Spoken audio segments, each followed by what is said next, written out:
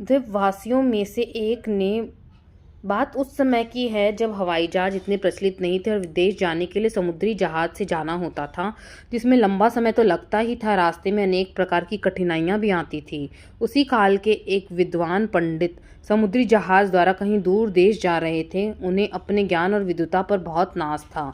सफ़र लंबा था और एक रात जोर का तूफान आया, जिससे जहाज में कुछ खराबी आ गई।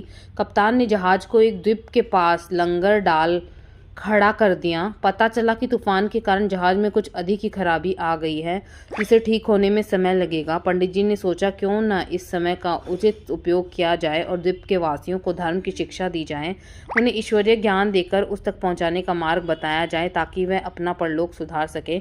पंडित जी जहाज के कैप्टन से इजाज़त लेकर एक छोटी नाव द्वारा द्वीप तक जा पहुंचे। वहां उनकी मुलाकात 3 द्वीपवासियों से हुई। वह अनेक वर्षों से उस सोने द्वीप पर रह रहे थे। अच्छी बात यह थी कि वह उसी भाषा में बोलते थे जो पंडित जी स्वयं बोलते थे, अतः उनसे बातचीत करना सरल हो गया। पंडित जी ने उनसे ईश्वर और उनकी आराधना पर चर्चा शुरू की। उन्होंने द्वीपवासियों से पूछा, क्या आप ईश्वर को मानते हैं? वे सब बोले, हाँ। पंडित जी ने आगे पूछा, आप ईश्वर की आराधना कैसे करते हैं? उन्होंने बताया कि हम अपने दोनों हाथ ऊपर करके कहते हैं कि हे ईश्वर, हम आपकी संतान आपको याद करते हैं, अतः आप भी हमारा ध्यान रखना। पंडित जी ने कहा, यह प्रार्थना तो ठीक नहीं है। इस पर उनमें से एक ने कहा, तो आप हमें सही प्रार्थना सिखा दीजिए। पंडित जी ने उन्हें सही तरीके से कुछ मंत्र बोलने सिखाए।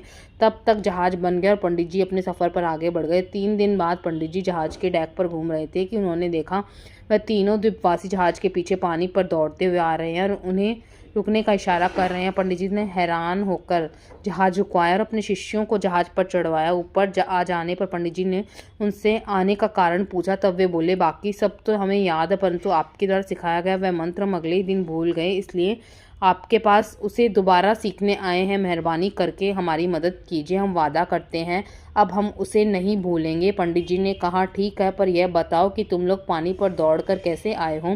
द्वीपवासियों में से एक ने बड़े आत्मविश्वास के साथ कहा, हम आपके पास जल्द से जल्द पहुंचना चाहते थे, सो हमने ईश्वर से विनती करके मदद मांगी। हमने कहा, ईश्वर, दौड़ तो हम लेंगे, बस आप हमें गिरने मत देना। और हम दौड़कर आ गए। अब पंडित जी सोच में पड़ गए। उन्होंने कहा, आप लोग और आपका ईश्वर पर विश्वास धन्य है।